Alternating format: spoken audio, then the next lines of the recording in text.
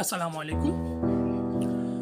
লা তাজাহান বইয়ের লেখক শায়েখ আয়াজ আল কারিম রহমতুল্লাহ আলাইহি বলেছেন, আমি আল্লাহর কসম করে বলছি, যেই ব্যক্তি এই 5টি কাজ করবে তার জীবনে কোনো অশান্তি থাকবে না।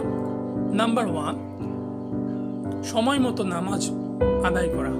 নামাজের ওয়াক্ত যতক্ষণ সময় পর্যন্ত নির্ধারণ করা হয়েছে সেই সময় অনুযায়ী নামাজ আদায় করা।